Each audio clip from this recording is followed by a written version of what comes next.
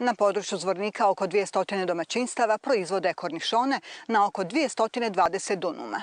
Proizvodnja je organizovana za poznatog kupca, a rod na parcelama koje su navodnjavane je za 30% bolji od prošlogodišnjeg.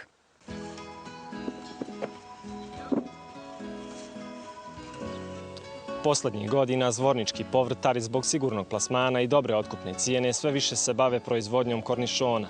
Zvorničanin Bato Tomić iz Čelopeka uzgaja 6 godina kornišone i zadovoljan je ovogodišnjim rodom. Ove godine sam iznenađen.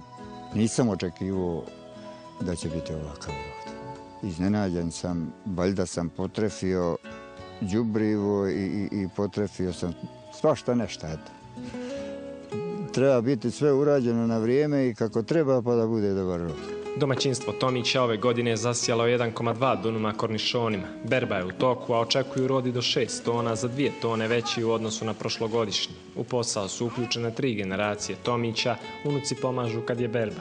Vodimo računa o uzgoju, pomažemo djedu. Što se tiče kornišona, on je najkvalitetniji. Ja sam također poljoprivrednik i nadam se da će za koju godinu ja baviti nekom ovakvom kulturom, pošto baš imam malo mladih poljoprivrednika. Tomići uzgajaju kornišon A klasi, odličnog kvaliteta. Sve što uzgoje otkupljuje zemljoradnička zadruga. Od uzgoja kornišona može se živjeti, ističe Bato, a tajne nema. Blagovremeno navodnjavanje je najvažnije. Za sam kvalitet je važno prskanje na vrijeme i dodavanje odgovarajućeg đubriva. Kristalno đubrivo koje se dodaje u vodu, veoma je važno koje đubrivo ćeš mu dati kad je u porastu, koje je u rodu. Znači kad jedinica, kad dvojka, kad trojka i da se što više kombinuje, mijenja i onda ispadaju najbolji kornišoni. Ispadaju pravi, lijepi. A čim mu nešto fali, on se jedan skvrči. Svi zvornički proizvođači koji raspolažu sa sistemima za navodnjavanje ostvarili su odlične prinose, a suša je pogodovala rodu kvalitetnog kornišona. Oni drugi koji nisu bili u mogućnosti da nabave potreban sistem bilježe gubitke. Jedan od njih je i Šemsudin Suljić iz Tršića, deceniju i po uzgaja kornišone, ovu godinu pamtit će po malom prinosu i gubicima. Ovom godinu vada ne mogu da se pohvalim. Evo, dao sam dosta rada, truda,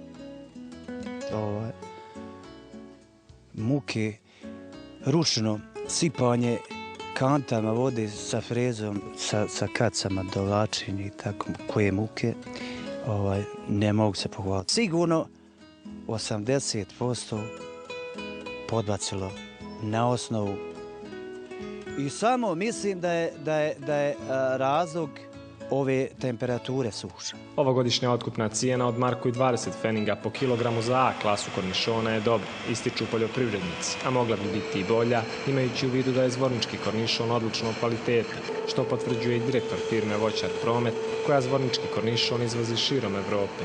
Što se tiče kvaliteta samog proizvoda, mislim da je to proizvod, da je ta sirovina, hajde da kažemo, jedna kvaliteta koja možda nema konkurenciju.